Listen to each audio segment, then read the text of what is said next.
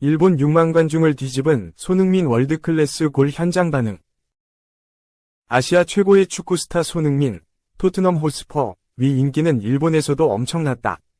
일본 축구 팬들이 단체로 손흥민 시그니처 세리머니인 찰칵 세리머니를 했다.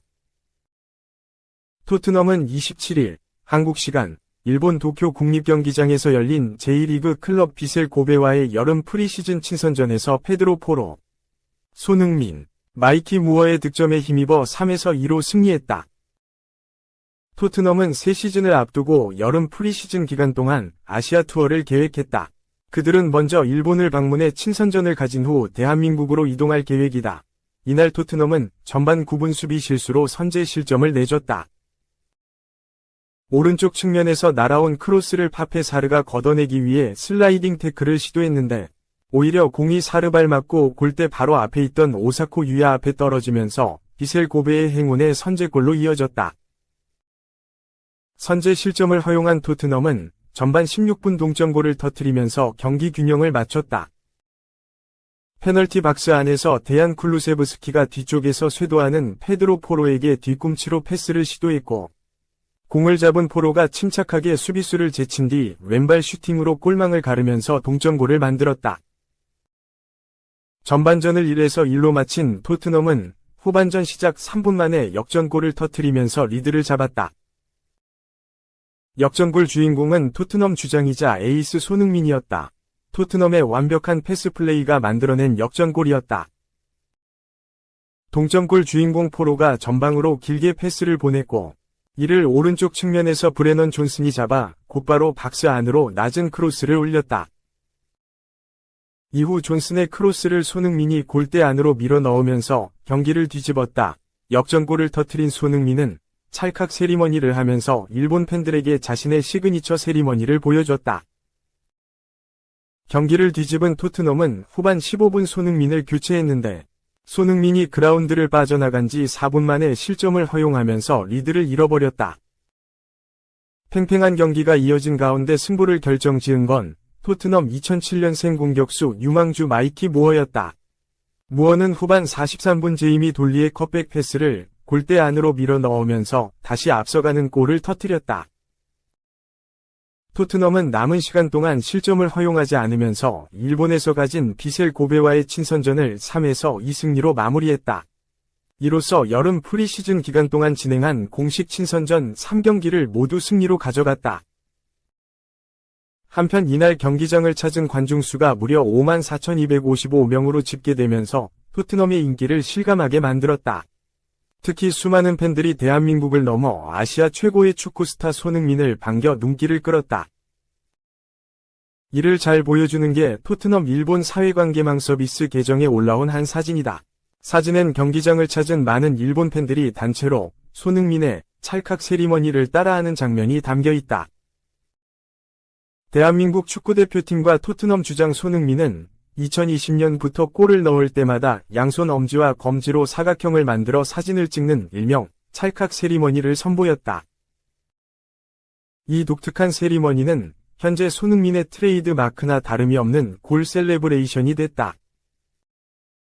2021년 손흥민은 영국 스카이 스포츠와의 인터뷰에서 찰칵 세리머니를 만들게 된 계기에 대해 1년 전부터 특별한 세리머니에 대해 생각하고 있었다 라며 골을 넣으면 좋은 추억이 된다. 내 마음에 간직하고 싶어 카메라 세리머니를 하게 됐다 라고 설명했다. 일본 축구 팬들도 찰칵 세리머니를 하면서 손흥민과의 만남을 즐겼다. 또 손흥민이 역전골을 터뜨리고 교체 아웃될 때 기립 박수를 보내면서 그의 활약상에 칭찬을 아끼지 않았다. 지난 시즌 프리미어리그에서 17골 10도움을 올리며 성공적인 한 해를 보낸 손흥민은 현재 여름 프리시즌 기간 동안 훈련에 매진하며 새 시즌 준비를 하고 있다. 여름 휴가를 마치고 토트넘에 복귀한 손흥민은 지난 13일 잉글랜드 3부 리그 클럽 케임브리지 유나이티드와의 비공개 친선전에서 멀티골을 터뜨리며 7에서 2대승에 일조했다. 이후 한국 방문을 앞두고 비셀 고베와의 친선전에서 골을 터뜨리며 득점 감각을 올렸다. 일본에서 친선전을 마친 손흥민은 이제 동료들과 함께 한국으로 넘어간다. 토트넘은 이번 여름 일본뿐만 아니라 한국도 방문하기로 결정했고, 오는 31일에 팀 K리그, 내달 3일 김민재의 소속팀 바이에른 뮌헨과 쿠팡 플레이 시리즈 2연전을 치를 예정이며, 두 경기 모두 서울 월드컵 경기장에서 열린다. 지난 2022년에도 방한해 친선전을 가졌던 토트넘이 또다시 한국 찾기로 결정하면서 국내 축구 팬들은 다시 한번 토트넘 유니폼을 입고 뛰는 손흥민을 볼 수 있게 됐다. 특히 이번엔 분데스리가 강호이자 대한민국 국가대표 수비수 김민재가 뛰고 있는 바이에른 뮌헨과 친선전을 가지기에 더 큰 기대를 받고 있다. 2. 첼시 탈의실이 쪼개졌다. EPL 역대 최다 이적료 1600억 중앙 MF. 사고는 국대서 쳤는데 후폭풍으로 인해 양분 오른쪽 화살표 감독은 이미 끝난 일치부.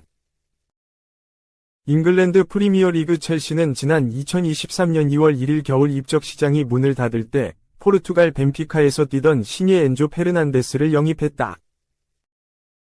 당시 첼시는 중앙 미드필더로 뛰던 그를 영입하기 위해서 1억 560미나 파운드를 벤피카에 지불했다. 이는 프리미어리그 역사상 최고 이적료였다. 페르난데스는 2022년 겨울막을 내린 카타르 월드컵 당시 아르헨티나 우승 멤버였다. 대회에서 영플레이어상을 수상하면서 세계적인 선수로 우뚝 올라섰다.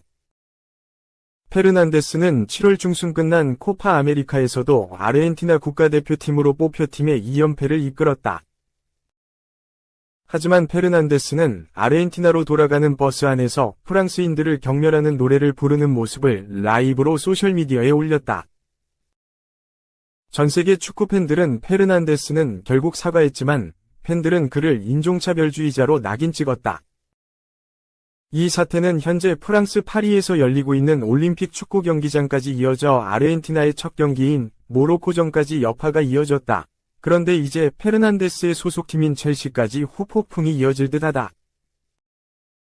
팀의 주장인 리스 제임스가 인종차별 논란 이후 페르난데스의 복귀에 대해서 골치 아픈 현실을 인정했다고 영국 언론이 최근 전했다.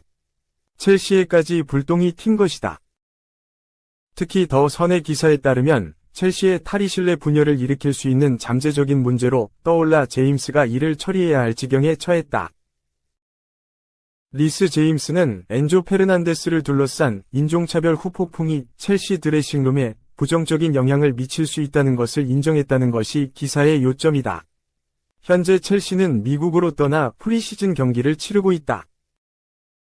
첼시 탈의실에 부정적인 영향을 미친 이유는 명백하다.